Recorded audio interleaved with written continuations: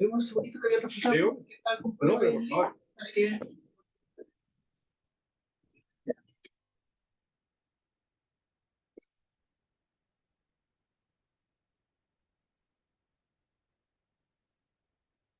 ¿No puedo pasar la chaqueta que tengo en mi teléfono? Si la dejé, quiero ver si lo dejé en silencio.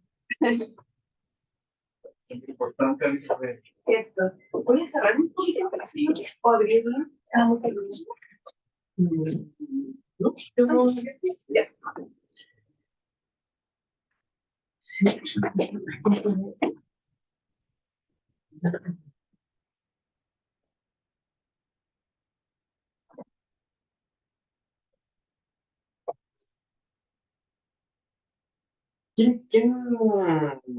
¿Quiénes van a ser nuestro auditorio como para tener una idea de a qué perfil de gente le estoy hablando para adaptarme a... Los que estamos conectados ahora son Sí. puros gente del laboratorio. Ya, acá. Investigadores, los que están haciendo tesis de doctorado. Perfecto. Y algunos que ya terminaron su tesis de doctorado y están Ya, investigados por el laboratorio. Y se iba a conectar también con los estudiantes de Paco, que eran de fondo. De fono. Sí, eso se me había comentado, que es de Valpo, ¿no? Dale, no.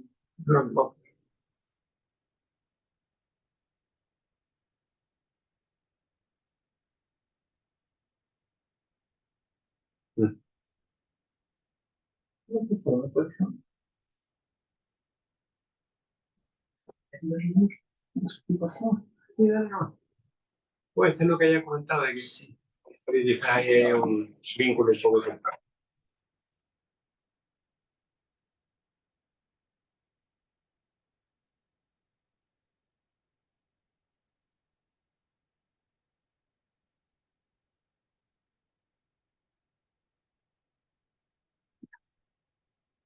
Ahora sí, plato.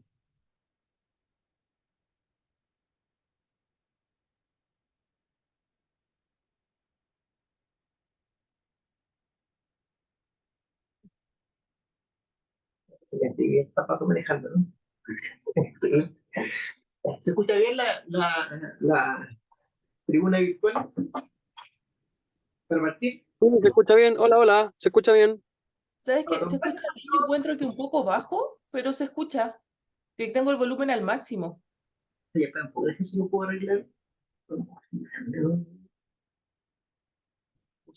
Ah, no, está al máximo.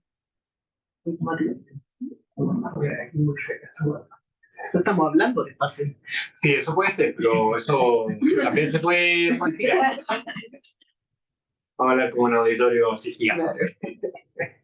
¿Qué me parece que estamos entonces? Estamos, démosle entonces. Bueno, no sé, ¿quieres partir tú? ¿Parto yo de golpe? No, solamente a todos, bueno, todos conocen a yo, si no lo conocen, lo han oído, Ah, ya no me han oído que yo no. No, yo parto, soy Jairo Grimbao y para los que no me voy a hablar aquí como sabiendo que hay una cámara grabando.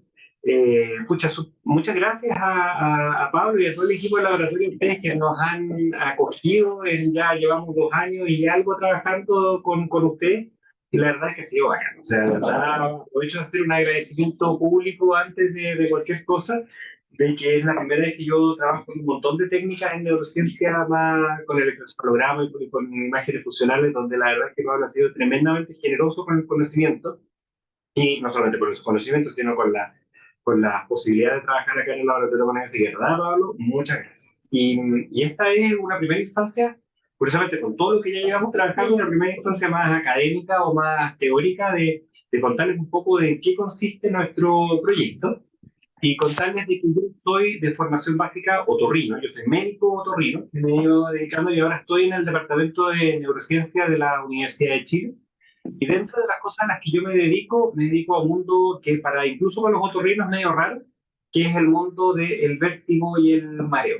¿Ya? Que esa es la enfermedad. Pacientes que se marean, que tienen problemas de balance, que se caen y que sienten sensaciones extrañas como vértigo. Y este proyecto, Fondesit, que partió en 2020, fue el año 1, se puede resumir como es el mareo crónico, un problema de navegación espacial.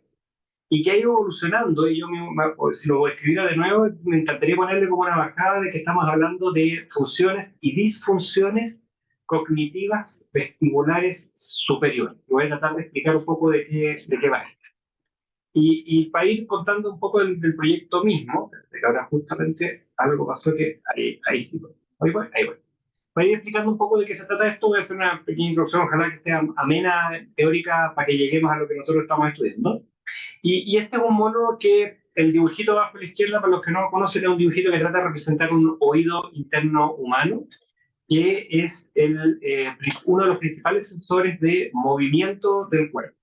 En general, iba a poner esa lámina, no la puse, pero la voy a poner un poco más adelante, de que el sistema del equilibrio humano tradicionalmente se ha considerado que el cerebro integra información que viene desde lo visual, que dice dónde está el mundo, desde lo propioceptivo, que registra un montón de aferencias somatosensoriales de la posición del propio cuerpo, y una carga muy fuerte de información de ese aparato, del aparato vestibular, que como son 2/3 más o menos anatómicos del oído interno, que básicamente capta aceleraciones. Es un acelerómetro, es equivalente al acelerómetro de los aviones, al acelerómetro de nuestros teléfonos celulares, que son capaces de captar movimiento, y puede detectar acelerómetro, o sea, aceleración, cambio de velocidad en todos los ejes del espacio, incluida la aceleración de gravedad, que es de la fuerza de gravedad constantemente. Uno puede hablar unas charlas enteras de cómo hace esas maravillas, pero quedémonos con esa idea que capta movimiento. Y esa información la mete dentro de nuestro sistema nervioso central a través de una primera estación de relevo, que son los núcleos vestibulares. Ya se entiende por qué estoy hablando de cosas que quizás para algunos puede ser más simple. Pero la verdad es que históricamente el campo clínico al que yo me dedico, que es vértigo y mareo, históricamente, esto desde hace 150 años, pues tenemos próceres que han ganado un par de premios, o uno en realidad, un premio Nobel tratando de entender estas cuestiones, Robert Barani, se han ido tratando de entender todas las enfermedades de vértigo como daños o alteraciones en este órgano. Y tradicionalmente dentro de la medicina se habla de que las pérdidas de función del oído o del nervio auditivo, del nervio, perdón, vestibular, que lleva esta información a estos núcleos vestibulares, que todas las enfermedades originalmente se pensaba que era algo que pasaba mal. Y ahí hay una lista corta de muchas enfermedades que son como clásicas, que efectivamente parece que se generan cuando el aparato, el sensor mismo falla. En la última, yo diría que desde el 2000 hacia adelante, se ha ampliado mucho la mirada a entender que hay varias alteraciones que ya son no del oído, sino que son de cerebro, que cuando hay errores en esta red se generan problemas muy graves de vértigo y mareo, que tienen que ver con un montón de conexiones subcorticales, siempre a nivel de tronco y cerebelo, que de nuevo, uno va a hablar.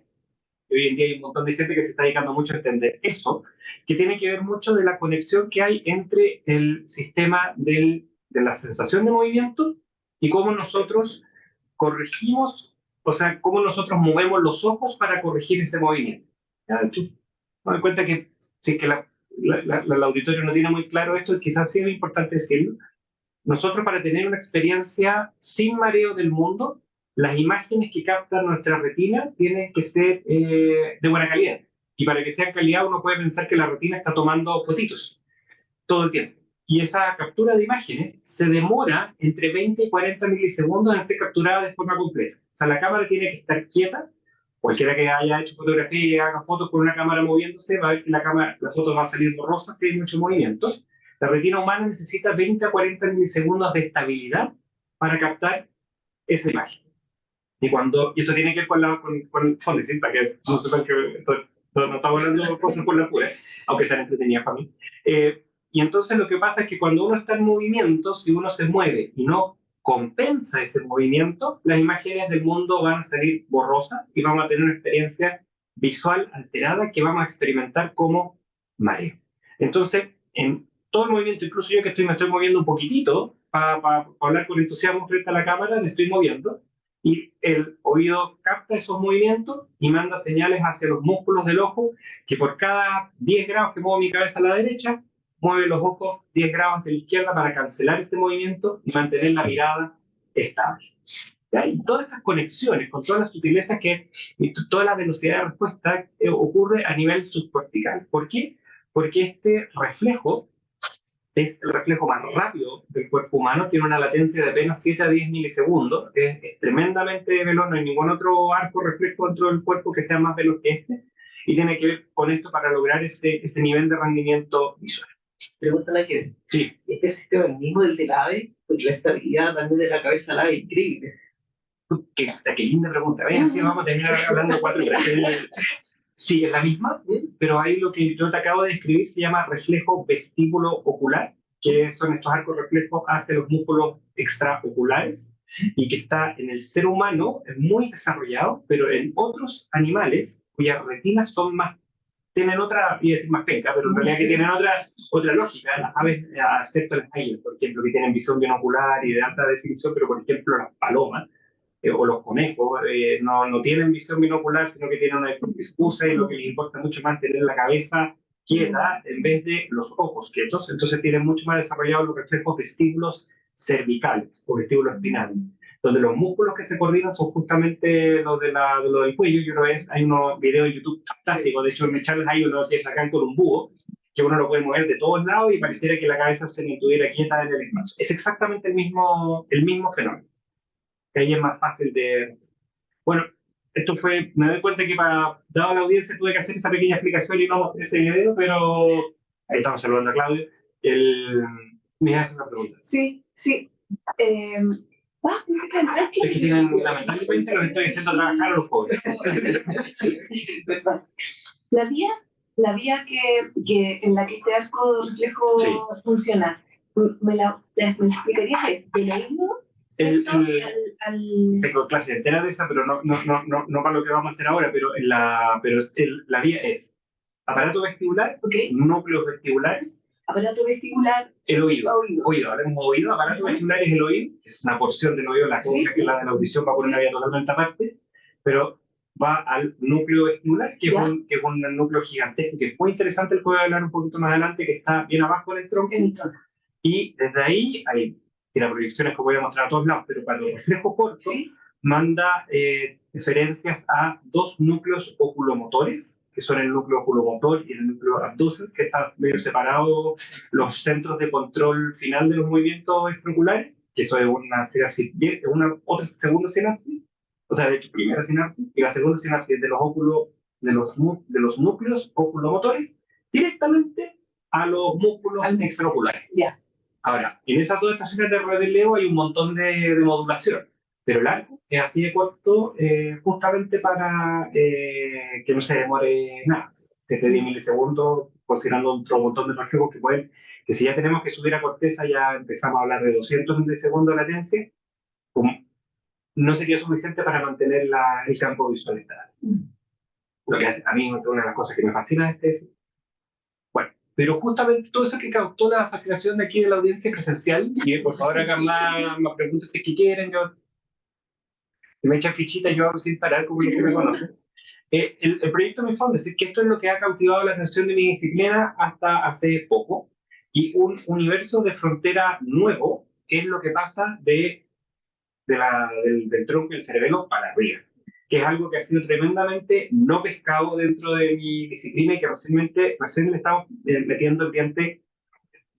Y ahí aparecen dos enfermedades que son como las que pareciera que ocurrieran, que su disfunción y sus problemas ocurrirían a nivel ya supratentorial, a nivel cortical, o por lo menos involucran siempre el tronco, sin duda, pero que serían el mareo perceptual postural persistente, del que voy a hablar un montón, que es la enfermedad de interés de mi proyecto, y la migraña vestibular, que es un subtipo de migraña que da vértigo en vez de dolor de cabeza o acompañado de dolor de cabeza.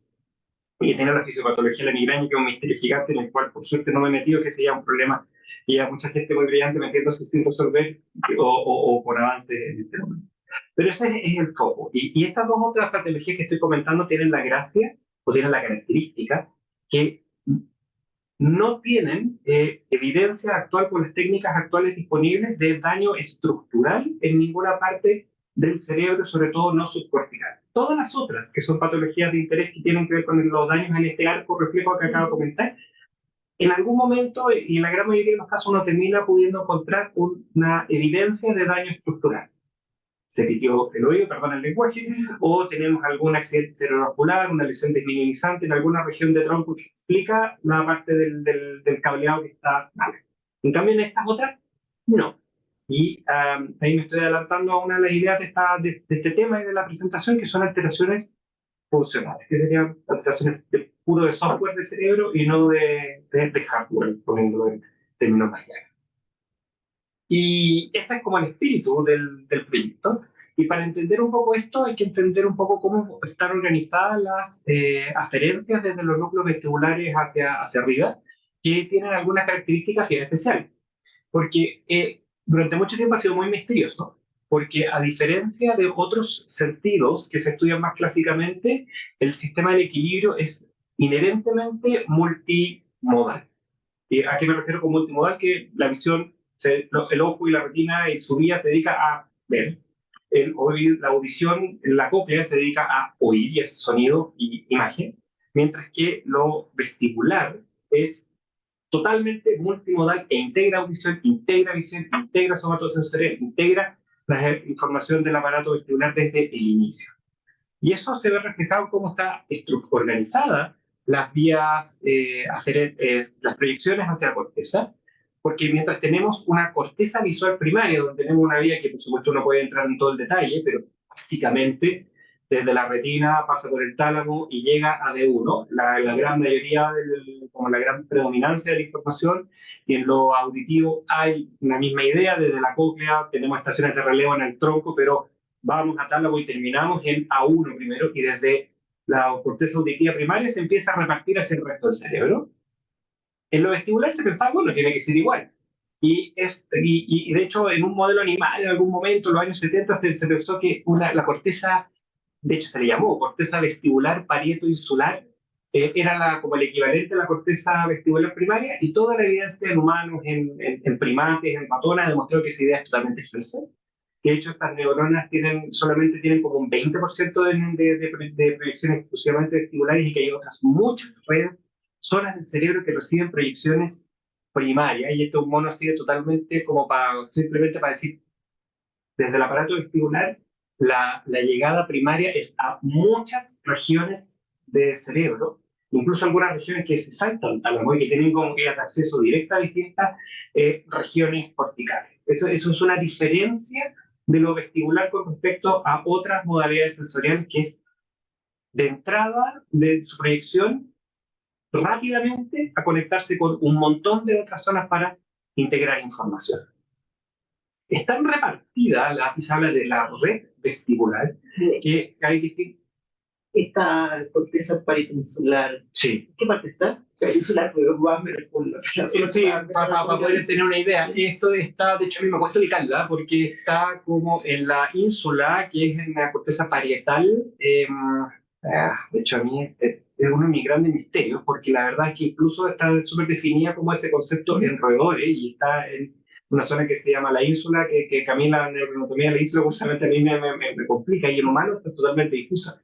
Así que ni siquiera tengo una respuesta. Si no hay un lugar. Ni siquiera es como un lugar. Y de hecho hay varios papers que yo he tratado de responderle a esa pregunta, porque a mí me cuesta mucho lidiar con este tipo de contenido sin imaginarlo así como...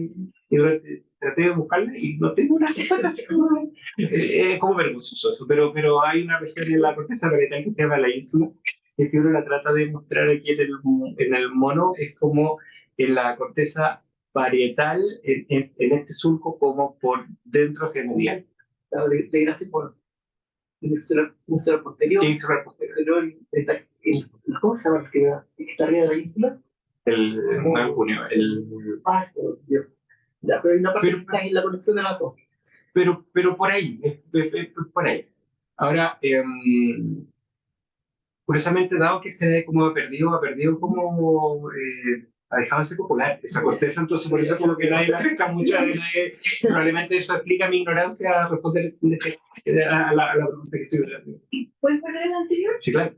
Ahí la red que tú dices que la red vestibular, la que describes, va entonces, o sea, proyecta hacia visual también. Así es, directamente. Claro, porque ahí no está Y también las zonas de la corteza, mira, esta temporal, así como súper, o sea, y este es una de las figuras de un paper que trata de organizar esto, de un paper de 50 páginas que salió hace como pocos años, hace como 3 o 4 años, que trata de sistematizar toda esta información.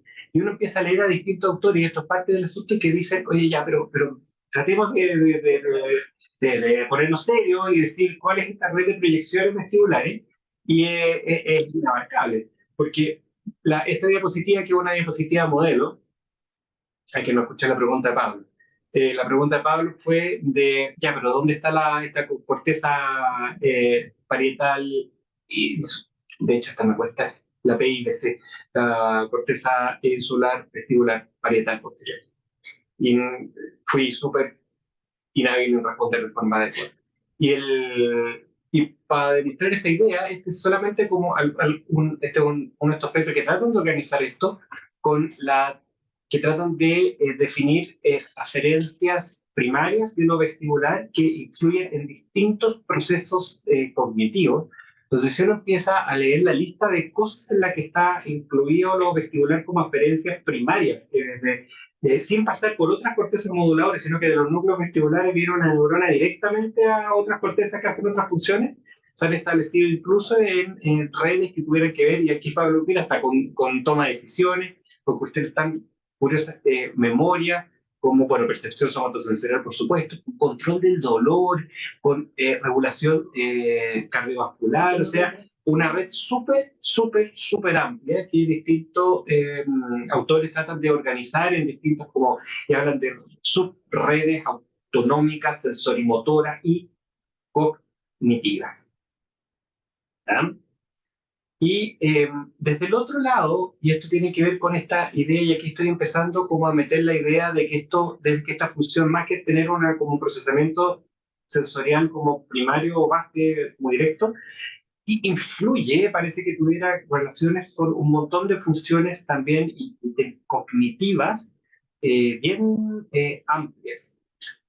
Me queda traducido, Sí, no, sí, eso es lo que muestran acá, dice estimulación vestibular. Esta tabla en particular es cuando se ha dicho, porque desde la neuroanatomía tratar de identificar todas esas hebras ha sido como no ha llevado a buen puerto, en el fondo, por estas dificultades que te estoy diciendo. Entonces, una de las estrategias que se ha hecho es ya, CBS es estimulación vestibular calórica, ¿Ya, por ejemplo? que si tú le metes calor al aparato vestibular, haces que los jugos dentro del aparato vestibular giren, y eso simula movimiento. Entonces, como que tú activas y mandas información río arriba, y tú tratas de ver en qué funciones neurológicas tú tienes una disfunción inicial inmediata, y en muchos de ellos, a través de resonancias funcionales, ven en el fondo alteraciones de conectividad directa. Y lo otro, GBS, es estimulación galvánica, que si tú le metes corriente al aparato vestibular también lo estimula. ¿Ya? Y ahora está súper de moda que con un resonador de 7 teslas para arriba, tú puedes generar un campo magnético que hace que la endolinfa se mueva. Entonces tú podrías estimular canales por separado por primera vez en distintos giros, y eso hay gente que está volviéndose loca tratando de esto, poder precisarlo. No me he metido en ese problema todavía. Si tuviera un resonador de 10 telas, la consultaría. Otra línea de estudio que permite, desde un punto de vista más clínico, y estos son el tipo de estudios los que yo me informé, es que ¿qué pasa en situaciones donde tenemos daño de lo vestibular y si tenemos impacto en estas funciones cognitivas superiores? Y aquí hay estos 3 barritas, los blanquitos son controles, pacientes sanos, los grises son que uno de ellos está roto, funcionando mal, y los negros son que los 2 hoyos tienen falla vestibular, que son pacientes que no tienen función vestibular, que andan súper inestables con la vida. Y aparte de sentir mareo, por supuesto caerse y un montón de cosas, se nota que estos pacientes tienen, allá a nivel, ya no se puede hablar de referencia directa, pero funciones cognitivas, más allá de lo esperable y de controlando por otras variables, tienen menor rendimiento en habilidades visoespaciales, en tareas así como de rotación de imágenes visuales o de pruebas neurocognitivas asociadas a habilidades visoespaciales, pero también en el que uno podría decir que algo tiene que ver lo vestibular con manejar información del espacio, pero también en alteraciones que no tienen aparentemente, pero ninguna esperar a todos llegar acá como en 15 minutos que se empiecen, yo media hora hablando, no voy a meterle charla. Que tienen que ver con funciones que no tienen nada que ver con lo visoespacial, como velocidad de proceso, memoria, funciones ejecutivas. O sea, incluso como en pruebas de retención de dígitos, los pacientes con vestibulopatia bilateral tienen peor memoria declarativa en retención de dígitos que los pacientes controles comparables equivalentes. Interesante porque retención de dígitos, sí, estamos muy pronto. No, pero es que... Es un tema interesante. Por supuesto, de que debe haber hecho una percepción, no estamos hablando ahora, ¿no? De lo súper entretenido. Qué interesante lo que tú dices, porque la retención de dígitos es una tarea que auditiva, o sea, verbal, componente verbal. No hay ninguna, o sea, es como que tú dices simplemente, hay una verbalización simplemente. Entonces, que entre en juego algo que es vestibular es súper interesante. No sé si tendrá que ver, bueno, no sé, quizás con imaginar o visualizar el número, pero no sé. Es que hay cosas que no tienen que ver con la funcionalidad tan directa cognitiva. Usted, otra pregunta, ¿existe algún tipo de frecuencia, de oscilación en el cual el sistema vestibular informa? Por ejemplo, lo auditivo se sabe más o menos, el visual tiene cierto canal. Correcto. A mi rango de conocimiento, no. Yo creo que pero sí te puedo mostrar cuál es una parte de la teoría que hay detrás de esto, que tiene que ver, de hecho voy a saltar son dos diapositivas para preguntar, la respuesta a tu pregunta es no, y probablemente tiene que ver como no hay una corteza vestibular primaria tan definida, o las funciones tan integrativas y no ha salido este conocimiento, sino que lo que hay más como niveles de conectividad entre distintas cortezas en distintas tareas, pero no hay como así como un lenguaje común dentro de la corteza que uno puede identificar como una frecuencia oscilatoria como sí, esto es vestibular. No que yo haya leído o que yo sepa. Y si existe, no lo sé. Hay distintos modelos como que tratan de pensar en este daño cognitivo como un tema como en cadena, donde al final lo que empieza a emerger como idea dentro de la literatura es que el déficit vestibular empieza como a generar un detrimento, una atrofia de otras zonas corticales que sean multipropósito, y que al haber menos input vestibular, estas zonas multipropósito empiezan a fallar no solamente para las funciones propiamente vestibulares, sino para las otras funciones adicionales. Claro, como eso estaba pensando, pero tú lo usaste una mejor palabra. Yo estaba pensando como en un impacto o en una interferencia indirecta. Así es. Pero no es tan indirecta, me gusta más la palabra en cadena. Porque si está vinculado y está en una red tan compleja, con tantas zonas en las que tiene referencia, ahora quizás a eso se refiere, quizás estas pruebas, que lo que siempre pasa con las pruebas neuropsicológicas, que captan, no son puras, o sea, están captando información compleja y, como tú dices, multimodal. Porque la teoría de la hipoacusia también iba como por esta misma línea. Los pacientes con hipoacusia también presentan algún decremento cognitivo. Así es, eso está súper de moda ahora, que esta versión en Lancet hace un par de años nomás, que justamente los pacientes con déficit auditivo tienen déficit cognitivo, y que está siendo súper relevante porque parece que eso es algo súper fácil de intervenir, y está tratando de demostrar si parece que sí, que si uno interviene en esa pérdida de audición uno puede prevenir deterioro cognitivo, y sería como la variable que uno puede intervenir de forma sencilla con más probabilidad de mejorar, como salvar cognición en el adulto mayor. Por supuesto, hay un montón de gente muchos de los papers que estoy citando acá son justamente en población adulta mayor y que están viendo que hay daño cognitivo en función vestibular. Una de las ideas, y son ideas, es que en general otras modalidades sensoriales, esto por supuesto una generalización, están igual organizadas para que parte de su procesamiento sea en relación a información saliente. Y con información saliente me refiero a que hay algo llamativo dentro del contexto. Por ejemplo, en el silencio, mi palabra hablada. En toda la imagen de fondo, la cara de P2 se identifica como información como que aparece como más llamativa y relevante del ruido de fondo.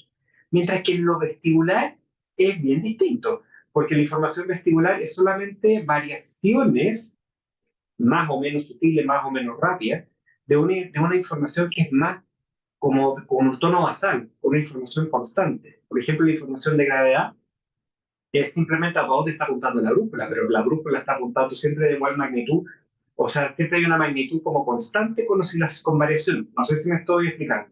¿Sí? De tal forma de que en lo que proponen de forma ahí como súper abstracta y reconociendo que es como más una idea que algo que tenga buena evidencia, que cuando los pacientes pierden información vestibular, que es como que le quitaran el piso, pero no solamente, sino que además que le quitaran como directamente un nivel de actividad eléctrica tónica básica, porque le llega a todos los sistemas que dependen un poquito de ella. Y que esa pérdida de piso tónico vestibular podría ser lo que termina desorganizando a todas las estructuras que dependen en esta gran cadena. Una idea que a mí me parece súper atractiva, pero de nuevo aquí reconozco que lamentablemente lo vestibular se reconoce y lo reconocen en todas las conferencias.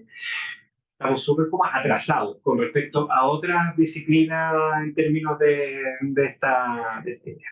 Contaste ver la imagen de los niños que les encanta marearse.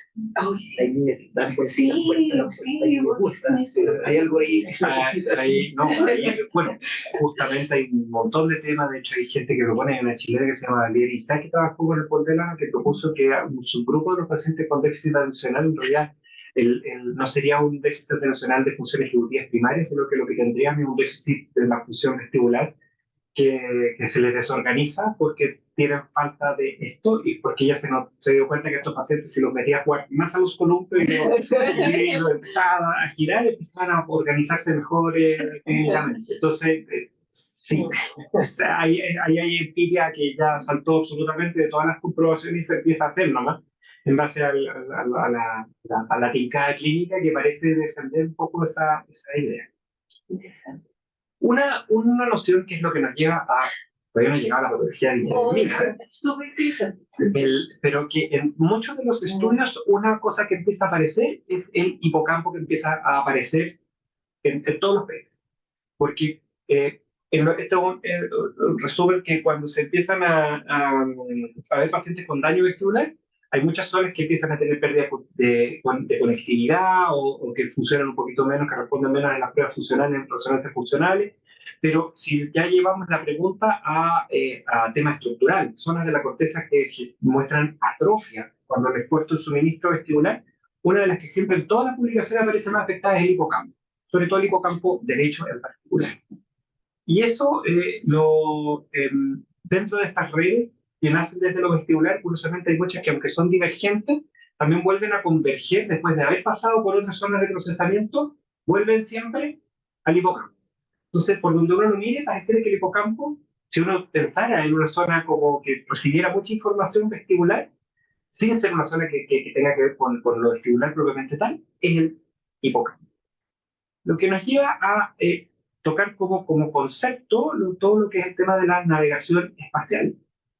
Y aquí como que me salto un poco, me salgo del carril de la línea de pensamiento que yo estaba comentando, que la navegación espacial es la serie de funciones cognitivas superiores que básicamente tienden a responder la pregunta de dónde estoy yo con respecto al universo y cómo puedo llegar del punto A al punto B y cómo programo ese movimiento.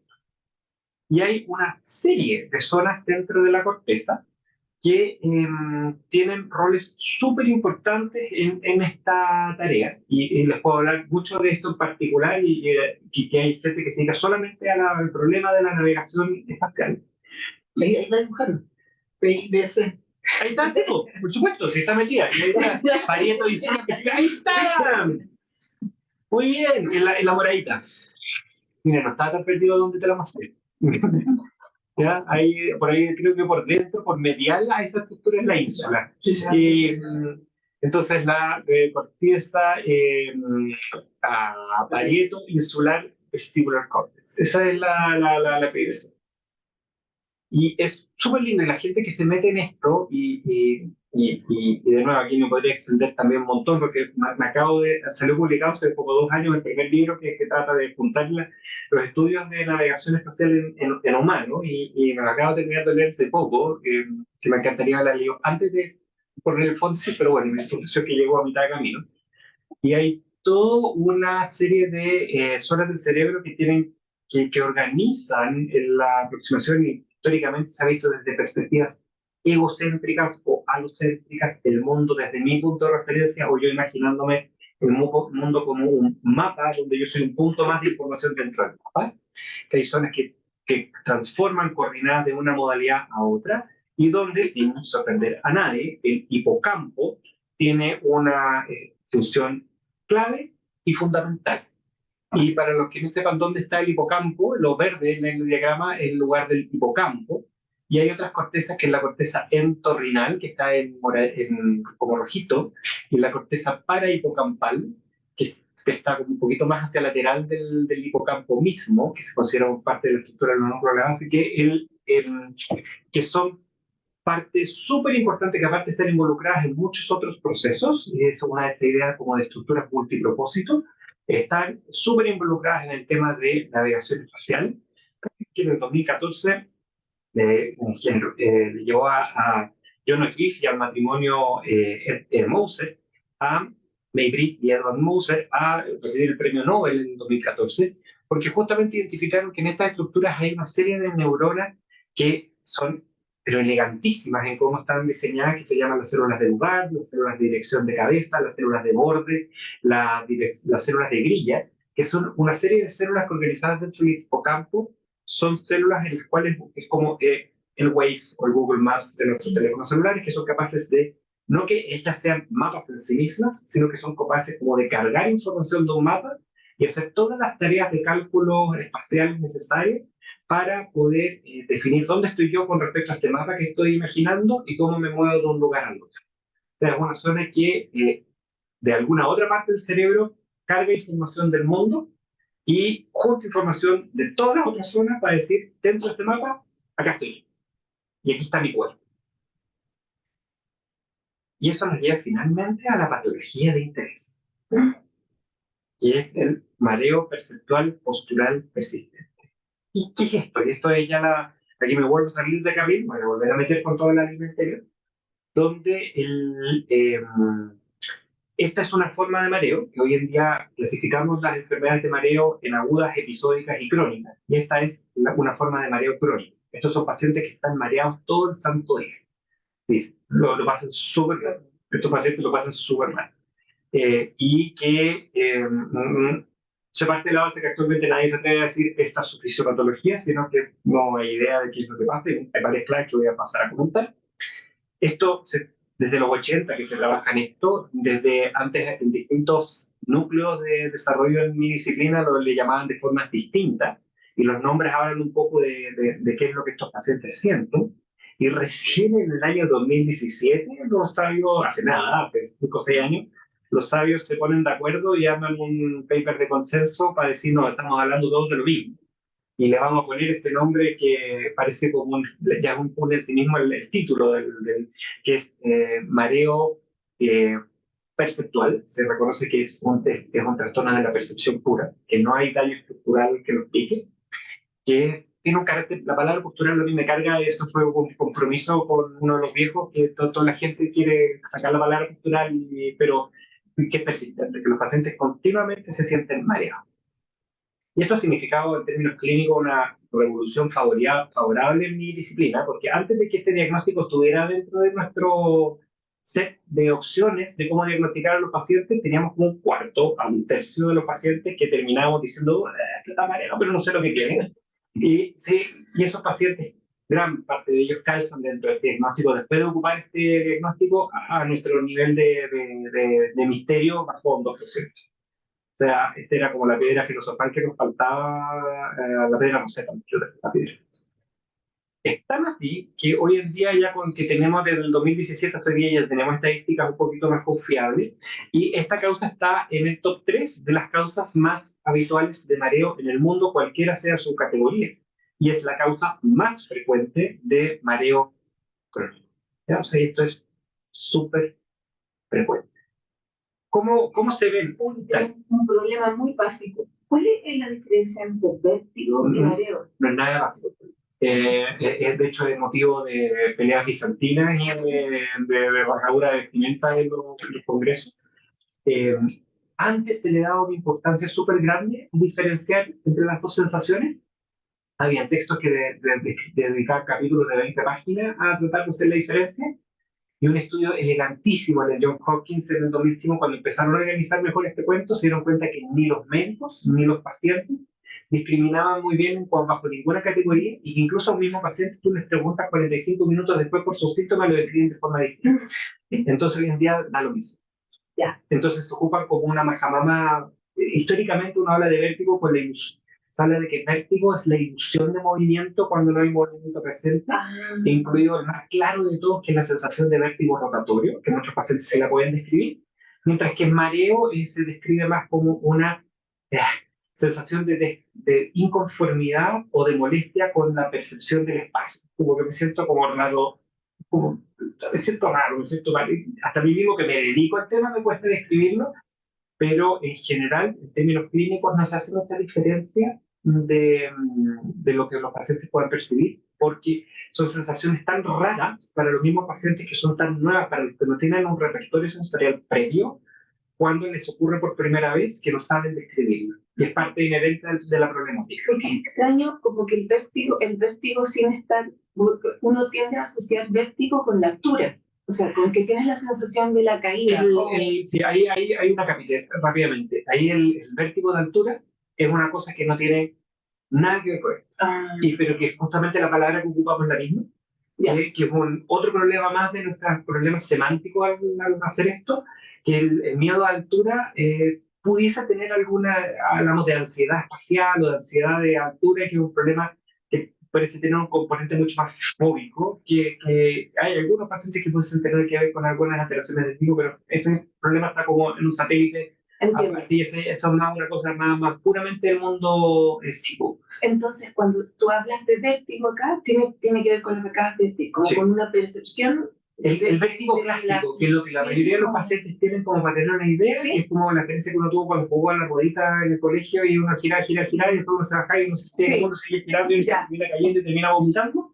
Ese es el vértigo así como puro y franco y claro. Estos pacientes, ¿cómo se ven estos? Volviendo a esta patología, ¿cómo se ven estos pacientes? Y los criterios diagnósticos ayudan a entender cómo se ven.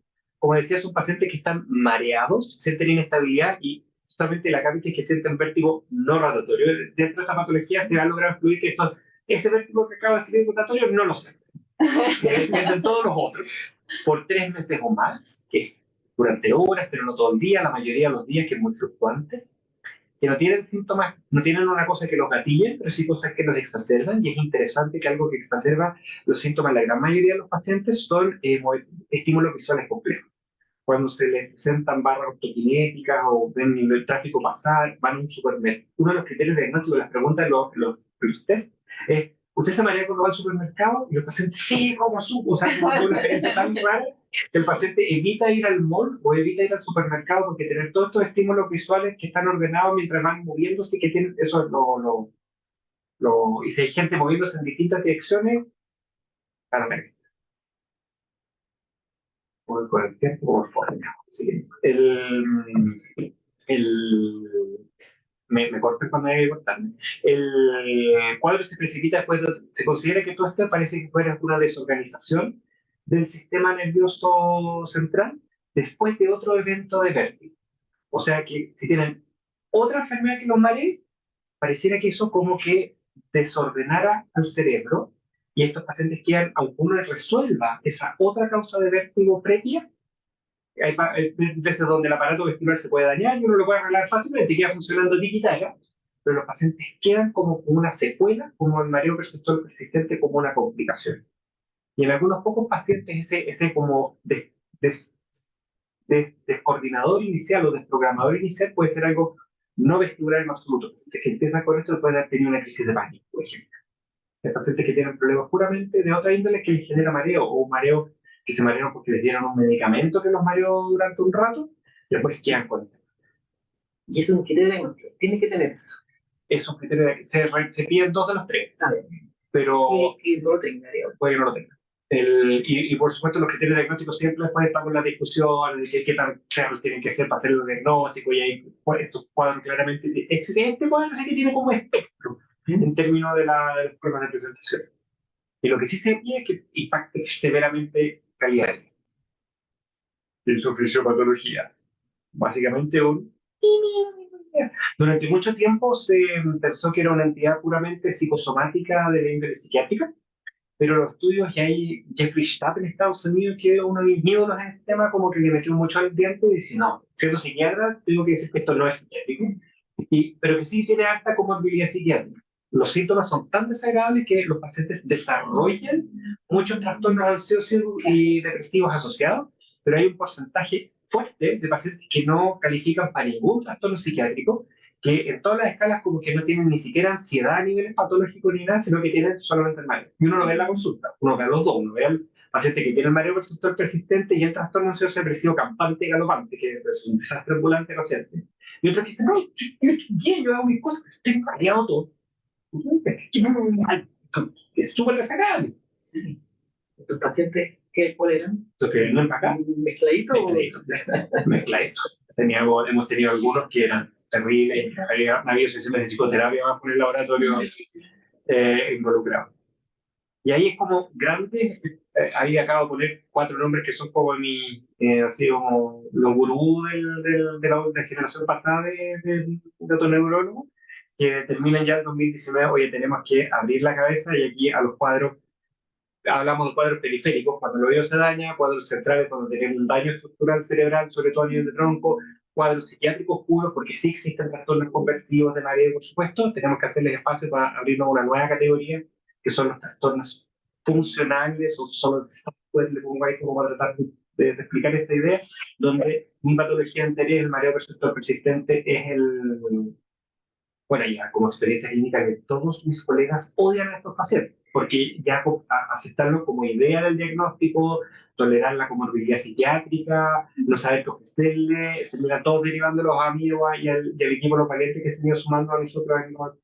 Pero es que no es fácil poder hacer, o sea, determinar la comorbilidad cuando hay un trastorno. ¿En serio? Después de un rato en la consulta se vuelve súper claro. Se vuelve súper claro. Es súper impresionante porque los pacientes describen muy bien lo describen muy, no sé, una cosa es que me da rabia, que me da pena, pero otra cosa es que me siento mareado. Y yo estoy tranquilo, estoy pasando bien con mi hijo y me mareo. Y pasa en la película y me pasa, oye, papá, mira aquí los dibujitos animados en 3D. Y yo, voy a la cresta, me tengo que ir a acostar.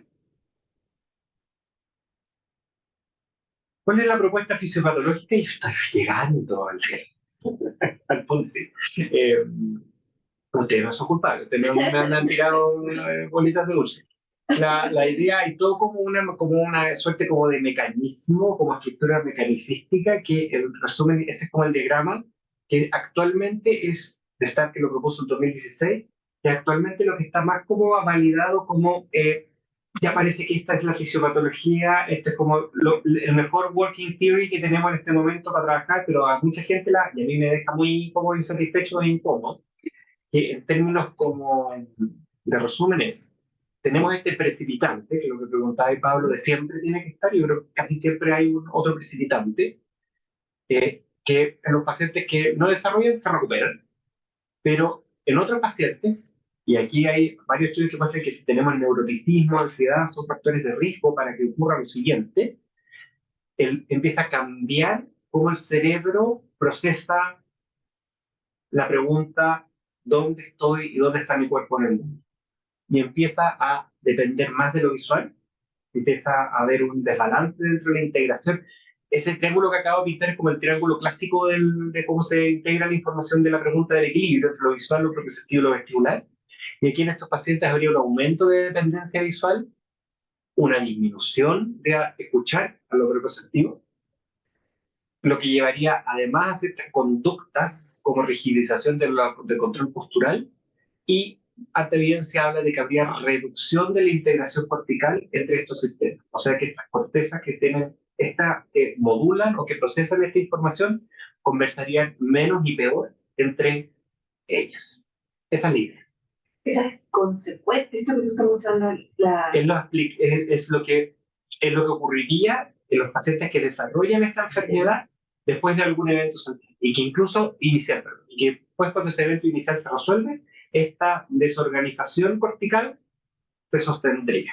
Pero ahí el vestibular no cambia. porque está lo visual, el sentido y lo vestibular nada. Esas como... Hablan de que lo que sí donde cambiaría es que la conversación entre lo vestibular y las otras dos modalidades fallen. Pero esa integración que falla es a nivel cortical. Eso es lo que se postula. Eso es lo que se... Ya. Yo Falla quiero, los fondos. quiero hincapié, por allá va. Ya. Yo quiero hacer hincapié en que todo esto está en muchos verbos condicionales, en en todas las declaraciones. Es súper angustioso dedicarse a esto.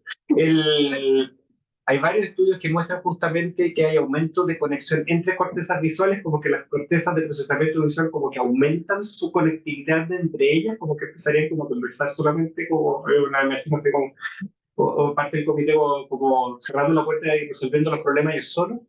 Hay disminución de conectividad entre cortezas visuales y cortezas supuestamente vestibulares o somatosensoriales. En los papers no puedo mostrar toda esta cosa para que quieren que hable el diente. Se propone que entonces hay alteraciones en la computación multimodal visiovestibular. Visiovestibular, esta palabra que debería ser tan fluido e integrado, coordinar lo visual con lo vestibular y que eso empezaría a fallar. Y de nuevo, en todos los papers, una de las correlaciones con los cambios más importantes es que todas las conexiones de estas cortezas con el hipocampo también se van al diablo. Y esto no solamente en términos de conectividad, sino también en términos estructurales y anatómicos. O sea, ya lo mostré, puede no parecer sorprendente, pero estamos en pacientes que no tienen daño en general periférico. Estos pacientes son solamente que tienen el mareo perceptual persistente. O sea, estos cambios a nivel de corteza serían de tal magnitud que sí tendrían una repercusión estructural al disminuir el volumen, la girificación y materia gris te puedo mostrar el paper, probablemente puse la imagen solamente, no sé si esto lo hice cuando empecé a vender esta idea para ganar un fondo, así que quizás porque como para tratar de entender la idea, un montón de mi disciplina, yo estoy entendiendo estas cosas, Pablo, no entendí más de muchas de estas cuestiones que yo, así por eso estoy presentando. Finalmente, Se ha encontrado estructural. Estos son, no sé qué es lo que son, girificación y puede ser grosor cortical, ¿no? Sí, girificación y volumen de materia gris. Volumen de materia gris. Ya, como se lo muestra que puede ser grosor cortical. Pero había algo funcional que es. Creo que eso era volumen. Ese no me acuerdo, creo que se lo mostré para... ya no me acuerdo. Pero tengo todos los papers ordenaditos, todo esto para revisar. Por lo que más hay estructural también es funcional. Más funcional que estructural. Más funcional que estructural. Sí. Otro modelo es entender de que el mareo perceptual persistente, más que haya falta de integración de estas áreas, es que hay una discrepancia entre el modelo interno de la respuesta de dónde está el mundo y la realidad. Y es esa idea. La idea base de que si tuviéramos el mundo real, que da aferencias sensoriales, captamos información de dónde estoy. Yo tengo el cerebro dice, acá estoy, me estoy cayendo, tengo que actuar para no caerme. Voy a generar un plan motor, voy a mover tantos músculos para acá y para allá para no caerme, ejecuto eso, esa ejecución tiene un cambio en la realidad, mi cuerpo se mueve un poco para el lado, perfecto. Y si espero que se genere todo este círculo, con los cambios que ya el viento estaba moviéndose para el otro lado, en la cuerda floja donde estoy moviéndome, ya tiene todo, si esperara que ocurriera todo este círculo completo, me caería 7 veces antes de tener una respuesta adecuada y adaptativa. Entonces, esto sería demasiado lento. Y esto tiene que ver con control motor, no con solamente lo vestibular, sino que cuando al mismo tiempo que yo estoy haciendo la parte de generar un plan motor, yo al mismo tiempo que envío la información a todos mis músculos para moverse, estoy enviando una copia de mi plan motor a las zonas del cerebro que computan la posición de mi propio cuerpo. Entonces, dentro de mi predicción interna, de mi imaginación de lo que va a pasar con mi cuerpo, yo estoy diciendo, si yo me muevo a la izquierda, entonces mi cuerpo ahora va a estar en esta nueva posición. Y yo, si quiero, y ahí yo voy a esperar a que mi plan se ejecute, y después yo voy a confirmar si mi predicción de dónde va a estar mi cuerpo en los próximos milisegundos se confirma con lo que realmente pasó o con lo que lo tengo que ajustar.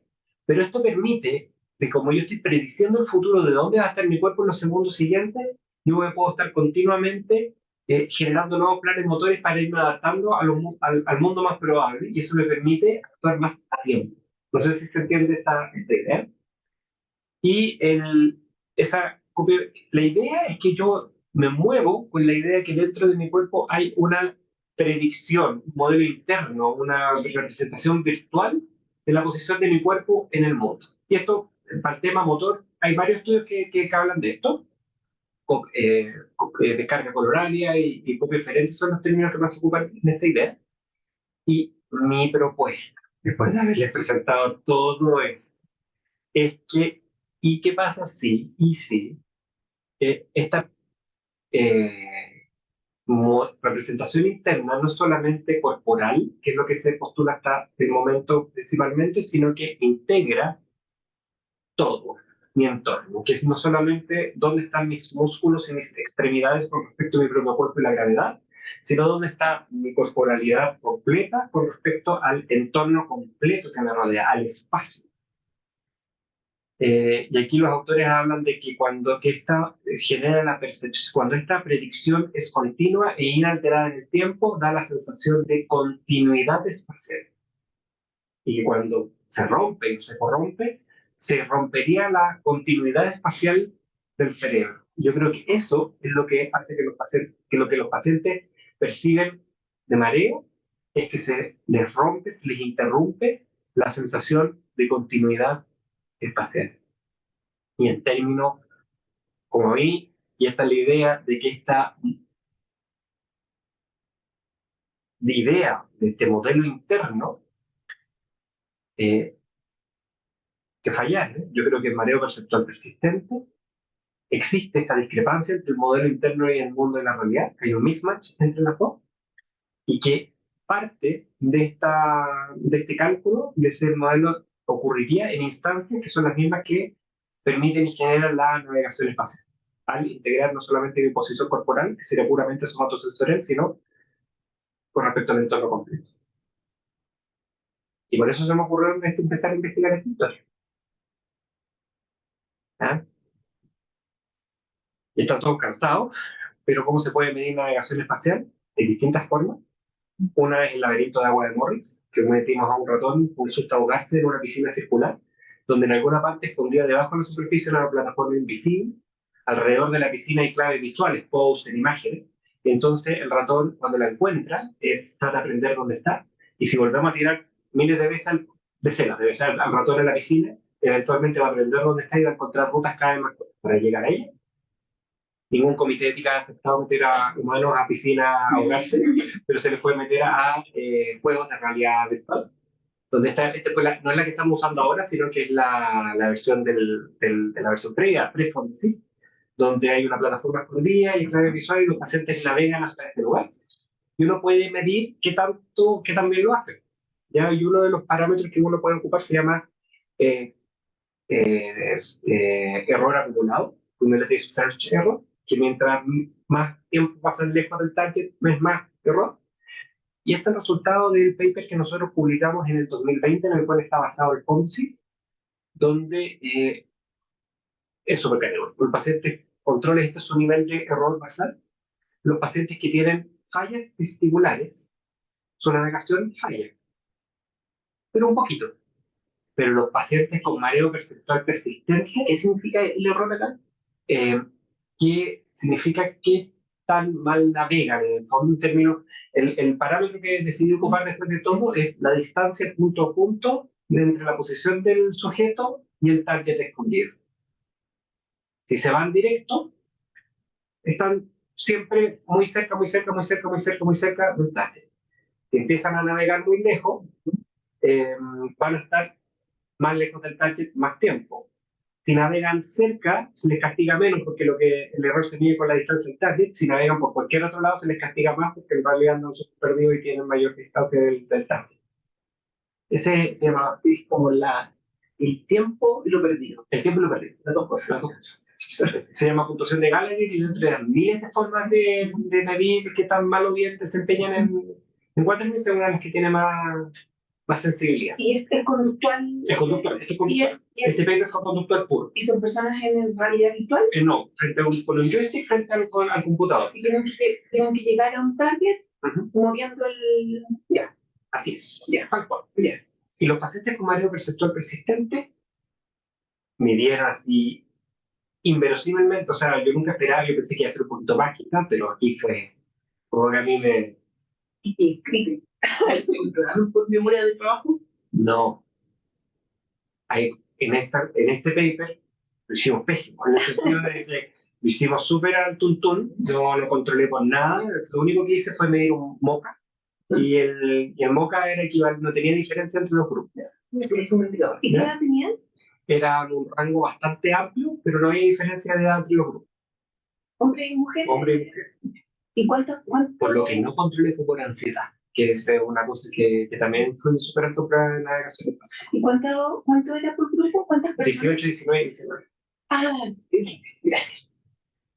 Este es el mismo experimento, pero en mapas de calor con respecto a qué tan cerca del target estaban, y que da una perspectiva del mismo número, pero muestra de que ya los voluntarios estaban cerca del target,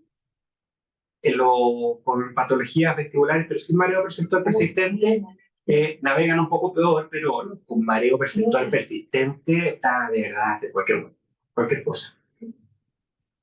Y eso fue como, oh, ya, aquí. Bueno, esto es lo que nos llevó a postular al fondo, ¿sí? Donde, bueno, esto fue tan brutal que incluso permite discriminar entre grupos, como en términos de como y proponemos que esto podría eventualmente transformarse en el primer biomarcador y en una prueba diagnóstica, que tiene ya una utilidad clínica súper importante, porque todos los criterios clínicos que les mostré hasta el momento son subjetivos y clínicos. Todo eso para decir la idea de que nosotros proponemos de que el mareo perceptual persistente es una disfunción cognitiva superior, donde yo creo que lo que ocurre, independiente de cuál es la aplicación final que uno puede decir con respecto a esta hipótesis de que es un tema de un mismatch entre la representación interna geoespacial y la realidad, aparentemente sí impacta o sí pasa por tener una disfunción muy importante de estructuras que tienen que ver con navegación espacial. Por eso estamos haciendo la cuestión que estamos haciendo. ¿Y qué estamos haciendo?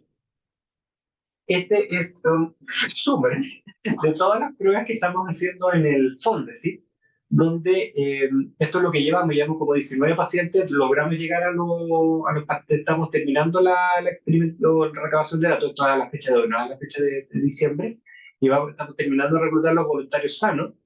Estamos repitiendo el mismo esquema del trabajo inicial, pero además lo estamos haciendo con realidad virtual, inmersiva, donde los pacientes además pueden mover la cabeza y orientarse en el fondo, incorporando un poquito de información vestibular a su forma de orientarse dentro del espacio. Y estamos haciendo, gracias a toda la ayuda de Billy Lab, estamos haciendo electroencefalogramas durante las tareas de navegación. Además, estamos pudiendo hacer eye tracking de a qué le están prestando atención visual durante la tarea de navegación. Además, estamos en paralelo haciendo resonancias estructurales y funcionales, y durante la prueba de resonancia funcional estamos haciendo un equivalente mini, una versión muy simplificada de una prueba de laberinto de agua de Morris, en una situación mucho más simple, pero que igual es exigente de navegación a algún nivel. Y además estamos controlando por fin por pruebas neurocognitivas de habilidades espaciales, pero también en memoria de trabajo, MoCA, Trade Making, Juego de Corsi, Torres de Londres, y en síntomas de ansiedad, depresión y integración social, que son una propuesta de una de nuestras tesistas. Y además, por supuesto, estamos evaluando función vestibular, que son un poco más para controlar. Todos estos datos estamos recabando y hemos analizado de forma absolutamente preliminar, con datos parciales, ni siquiera con todo esto, las pruebas conductuales. Y por suerte, las pruebas conductuales salieron parecidas a la anterior y no era todo mentira. Y estamos teniendo, y no me atrevo a dar mayores avances de esto, hace poco en Buenos Aires me invitaron y mostré los datos preliminares donde los pacientes muy llamativamente cuando los ponemos en realidad virtual, que yo pensé que iban a funcionar mejor, funcionan mucho peor. Y eso hay que interpretarlo de mejor forma. Pero llama mucho la atención que los pacientes mantienen, no hay mucha diferencia entre los grupos en como en funciones cognitivas más bajas o de menor complejidad como memoria, atención y memoria de trabajo, pero cuando les empezamos a hacer cosas más complejas, con función ejecutiva, planificación como las Torres de Londres, ahí empieza a ver que el grupo con mareo perceptual persistente empieza a puntuar al tiro mucho peor. Estos son datos súper preliminares que hay que revisar cuando tengamos la muestra completa, si se aguanta el peso de la muestra completa. Y para Pablo, para que vaya pensando, este es como nuestro protocolo que cuando están haciendo la prueba tienen un ensayo básico de entrenamiento, tienen una navega hasta las fotos grandes, tienen 4 ensayos. Mira, ahí está la plataforma visible, vaya directamente hasta ahí y se ve, o sea, hay un desafío de navegación. Tenemos 2 ensayos donde, 2 sets de 7 ensayos cada uno, donde navega hasta la plataforma invisible, encuéntrela y trate de pillarla de nuevo. Y tenemos una tercera donde además parten en cualquier lugar del laberinto de agua al azar, lo que hablaría que estas primeras 2 tareas podrían aprenderse de forma tanto ego como alocéntrica, pero la última exige que sea alocéntrico en la estrategia de identificación del mapa. Y repetimos el navega hasta la plataforma visible para ver que los pacientes sigan puntuando mal y no sea que solamente se cansaron, como para descartar que haya como, es como un control de que su función siga en función. Y ese es nuestro protocolo de navegación durante el experimento hipiocampal. ¿Vuelve atrás? ¿A cuál? Ahí está. Los resultados que tú ves de errores, ¿dónde los mides? ¿O dónde los has medido en qué muestra anterior? Acá, en estas. En estas. Y donde más fallan, por supuesto, es en la más difícil.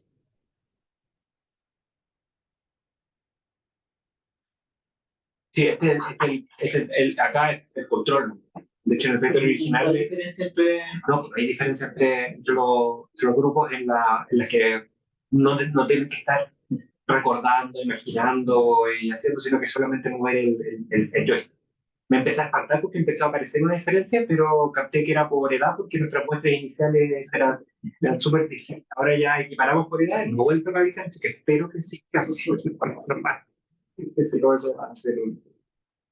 Y con respecto a EG, con respecto a las funciones de navegación, estaba tratando de leer un poco más porque esto era la parte que yo reconozco una ignorancia así, aún más ignorante que en todas las áreas de incertidumbre de mi campo, que soy súper ignorante con cómo hacer estudios con EG y para funcionar ni siquiera lo puse en esta diapo, pero lo que hay y con respecto a navegación espacial es que hay un signature de oscilaciones en rango teta de origen hipocampal durante navegación exitosa.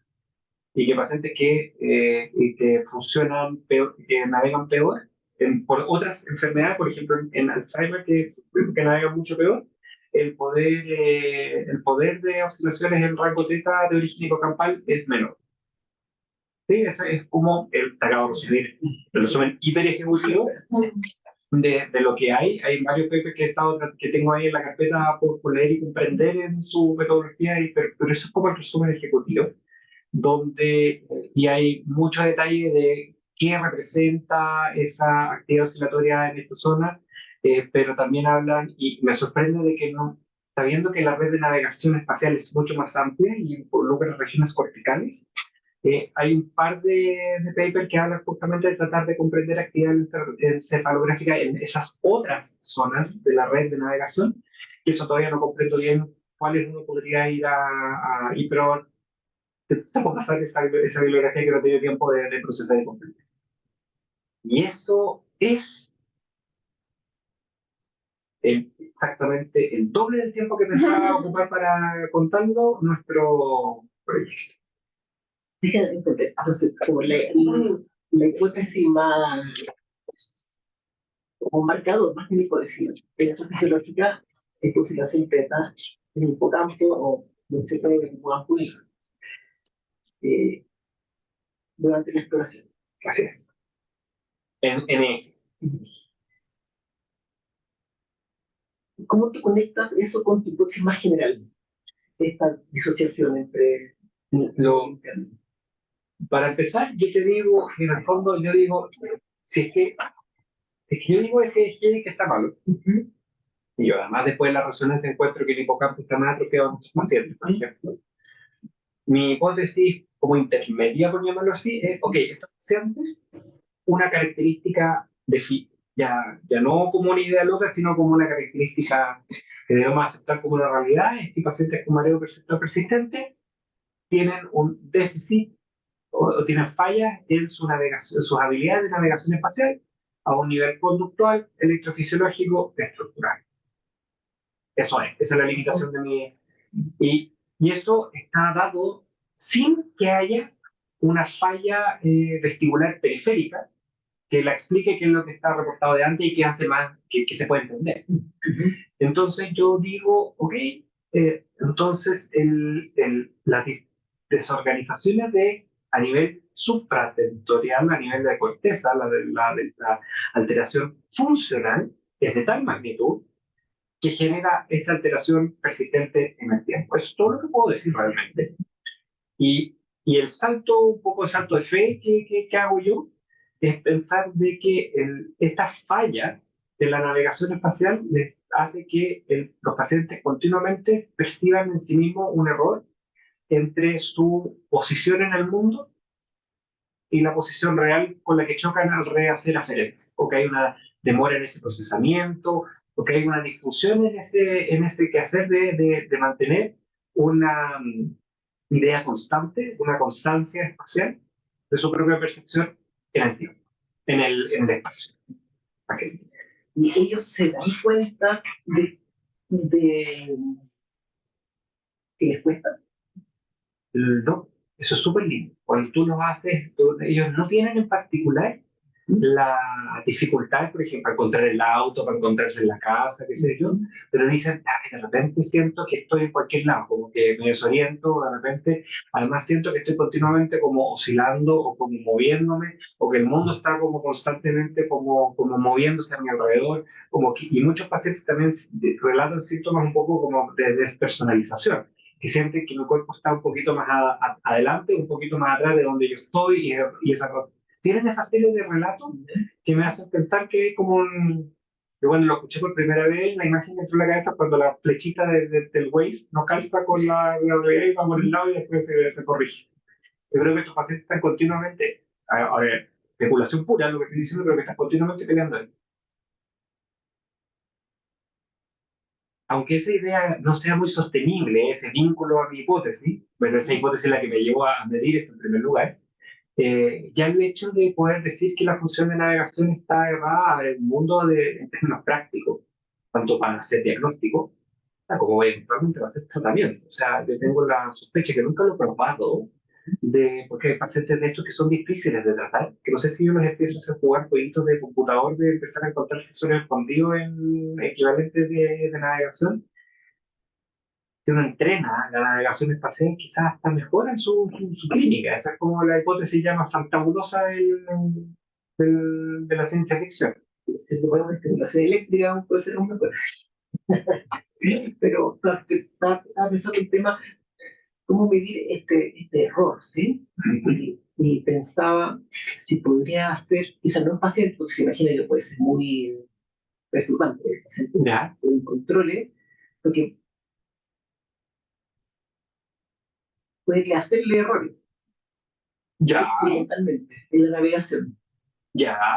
Sí, pues eso es súper fácil de hacer, sobre todo en la realidad virtual. Porque la uno puede ser como el marcador, estaba pensando por eso. Cuando se dan cuenta, tienen un marcador de un error, ¿sí? Y ese marcador probablemente se imagina, porque de que en este caso es mucho más cortical, y no hipocampo. ¿Sí? Es que marca como un error como en la predicción general. Esto así, no pasa eso, hay un marcador. Quizás sea una forma también indirecta, pero una forma de poder investigar si es que está pasando eso. ¿Sí? Existe marcador de error que quizás no lo podemos inducir al paciente, pero sí lo podemos ver en su señal cuando estén normalmente sin error. Y si se pareciera a un error inducido en un control, puede tener como una prueba más de tu hipótesis, acercándolo un poco más a... No me encantó, si te entendí. Ya tengo el próximo hipótesis. Claro, y después habría que, pero eso es probable error, pero no tenemos idea del origen de ese error, no, esa sería como otra línea. Porque su idea es que el origen de ese error, ¿cuál es? Una mala integración entre lo visual, lo postural y... Ahí yo tengo mis dudas profundas. Yo tengo mis dudas profundas.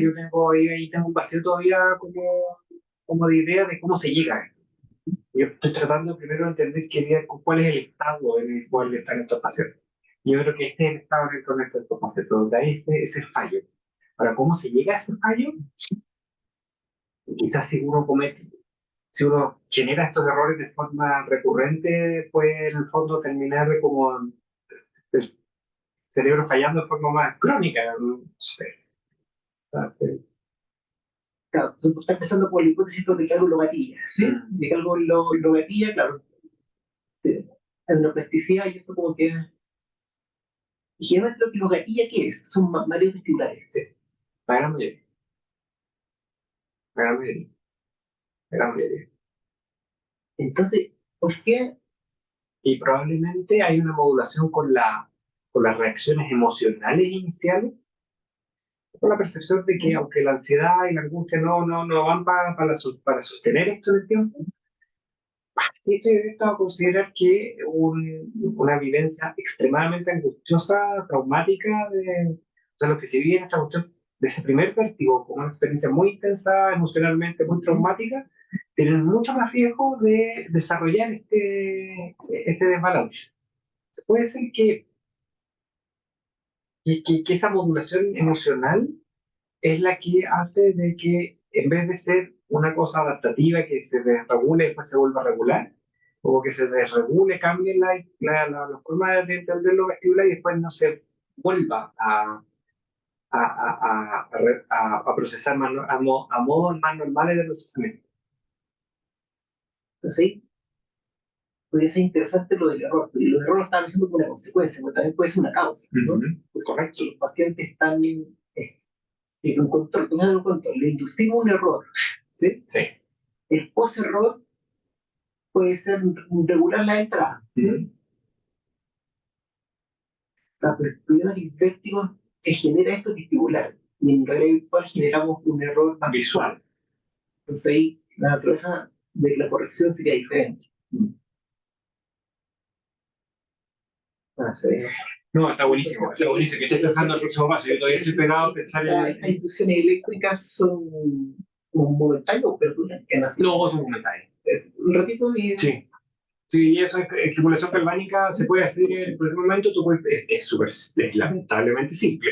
Un electrodo muy banal acá y una corriente baja de 18 volts y ya empezáis a sentir que el mundo empieza a girar. Y después sacaban la estimulación y te cae girar. Exacto.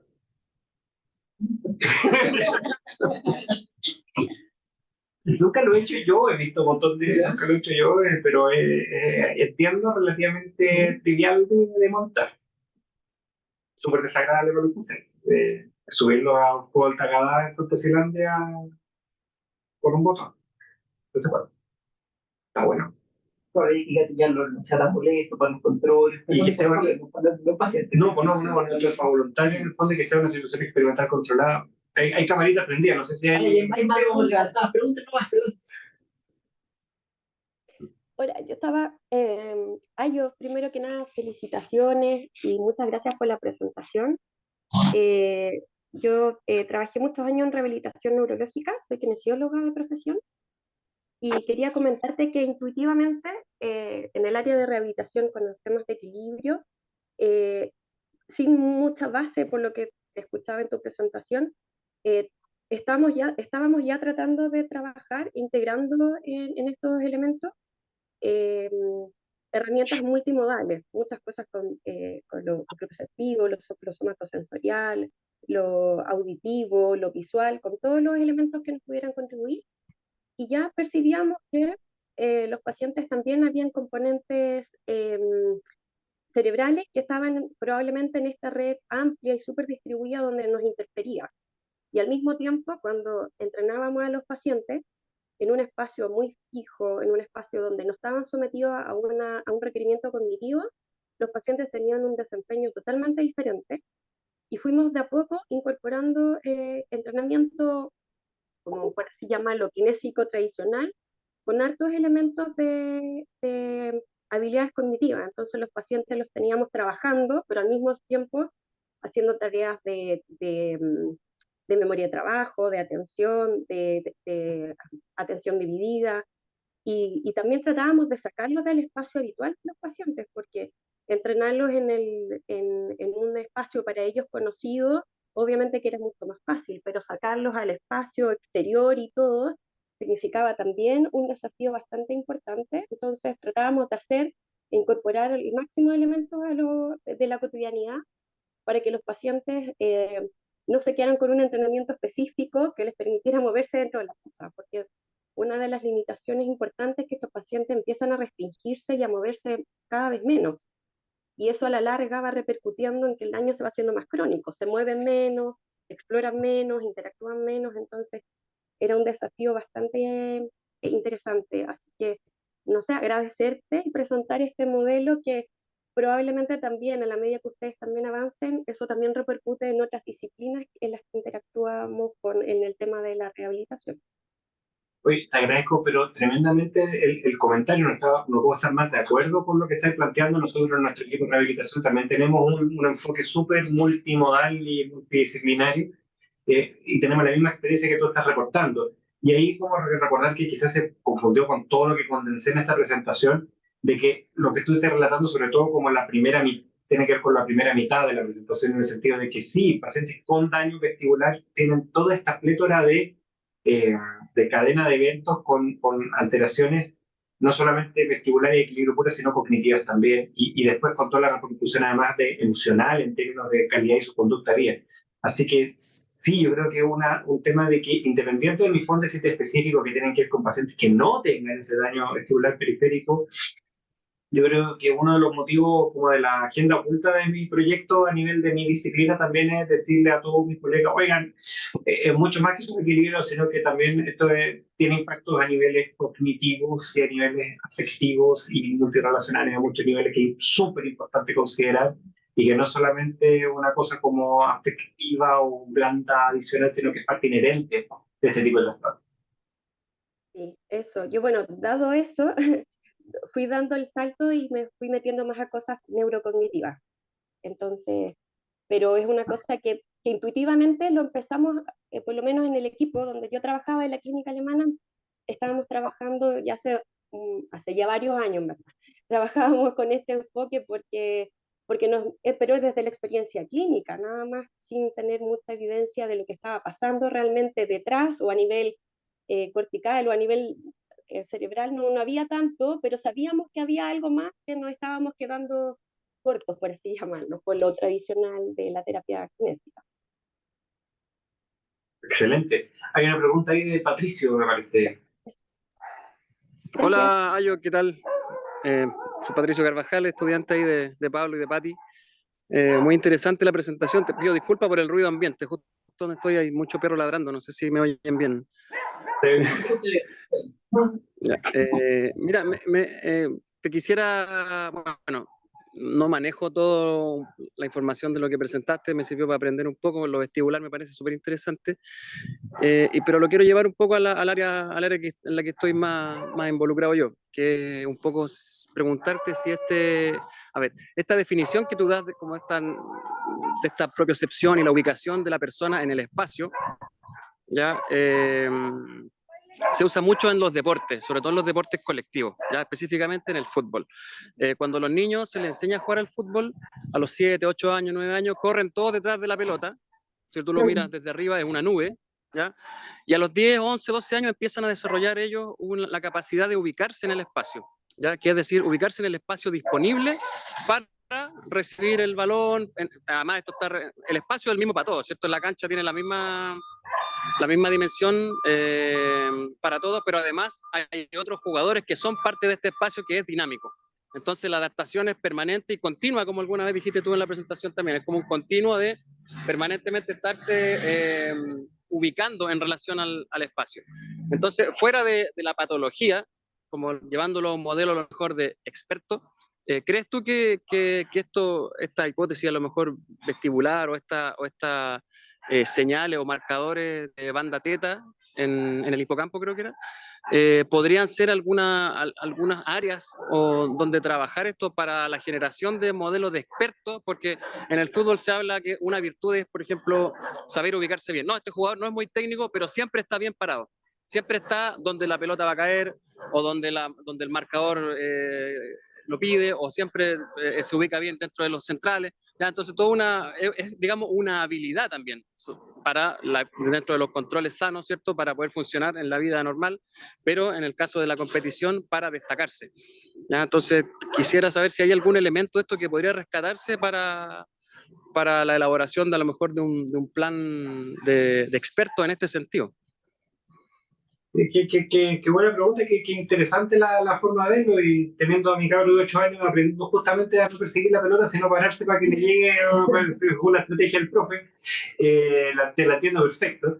Y yo diría que no tiene mucho que ver con lo vestibular propiamente tal, pero sí con lo que estamos hablando de la navegación espacial. O sea, claramente eso es un modelo que uno podría decir súper lindo de una estrategia que pudiera ser totalmente egocéntrica en términos de estrategia de comportamiento. Ni siquiera quizás ahí me estoy pegando 3-4 saltos cognitivos, pero sí el poder desarrollar una habilidad de tener un mapa alocéntrico y poder tener siempre como la claridad de dónde está, me parece súper interesante, y que sí, y que efectivamente es algo que pudiera plantearse como un modelo experimental muy bonito, que puede ser súper controlable, que podéis tener a trillones de niños con un GPS en su polera viendo cómo se comportan en la cancha de fútbol, y si uno pudiese hacerle después pruebas de navegación espacial, uno podría ver si es que eso tiene que... Sí, yo creo que va por ahí, efectivamente, más que ver si el poder o las oscilaciones en el hipocampo en esos niños, habría que meterse ahí un mundo, y hay varios autores que es de lo que menos hablé en la presentación, de todo el conocimiento de lo que se sabe hoy en día de distintas regiones del cerebro que tienen su rol en distintas partes del proceso de navegación espacial, donde el hecho de poder reconocer claves visuales del entorno y piezas móviles dentro del entorno, aparte de la propia, sería una parte del cerebro que podría estar en relación a la corteza parahipocampal, particularmente dentro de lo que estoy pensando. Así que es un campo que podría explorarse, de todas formas. Genial. Ya da para armar algo, para pensar algo para el futuro, entonces está entretenido. No me olvidé. Súper. No sé si hay más preguntas por ahí, hemos hablado un montón, quizás ustedes están esperando a que sea razonable colgar. No, ya para cerrar, muchas gracias. Hay una presentación, todo súper entretenida, un tema que no manejamos acá en el laboratorio, pero sí creo que se engancha bien en las cosas que hacemos. Solo contarte que estamos en una línea fuerte para meter todo nuestro conocimiento de neurociencia a la neurorehabilitación. Perfecto. Ya estamos con un proyecto andando con resultados muy preliminares, pero muy bonitos, de poder mejorar la memoria de trabajo en pacientes con deterioro cognitivo leve. Y estamos asociados con todo un grupo de Valparaíso, que queremos hacer neurorehabilitación. Perfecto. Lo vamos a partir con una esclerosis múltiple, que es lo que manejamos nosotros en el proyecto, aunque ganando los recursos. No, yo creo que eso puede hablar muy bien con las cosas que hacemos nosotros. O sea, aquí he hablado súper alto como de diagnóstico y como en la etapa previa, pero nosotros tenemos una pata de nuestro campo súper fuerte en rehabilitación vestibular, que es un mundo al que no les he hablado, pero que tiene que ver justamente con lo que hablábamos hace un poquito. Así que yo creo que ahí nos podemos nutrir. Y como lo que tú planteas es cortical, meto al hipocampo como corteza. Y es las tareas tardes que nosotros manejamos para la neurorehabilitación. Sabemos que las causas pueden ser otras, digamos, pero al final la repercusión que queda es cortical, y eso son ese es como nuestro modo de neurorehabilitación para cosas más cognitivas. ¿Sí? Ahora, de lo que tú me contaste, claro, sí es muy bueno, porque sé que el desarrollo de investigación está partiendo. Entonces, tiene que ver si hay un marcador, lo que está viendo ahora. Después me parece pensar esta idea como de inducir una plasticidad, digamos, inducir un error y ver cuáles son los mecanismos de plasticidad, y con eso se pueden hacer intervenciones, es decir, un plan a largo plazo. Yo creo que sí, lo encuentro muy entretenido. Así que de momento, eso sí, te vamos a pedir un montón de ayuda con tremenda plataforma de conocimiento para poder justamente analizar nuestros datos para ir viendo si estas ideas que estamos suponiendo que juramos de guata que no es verdad, si son verdad o si lo encontramos con sorpresa. Ya, pues muchas gracias de nuevo a todos por la atención y por el tiempo. Muchas gracias, súper interesante. Súper. Muy bien, pues muchas saludos a todos y que tengan un súper buen día. Que estén todos muy bien, que tengan buen día. Muchas gracias por la presentación. Gracias. Gracias. Chao, chao. Chao. Chau, chau.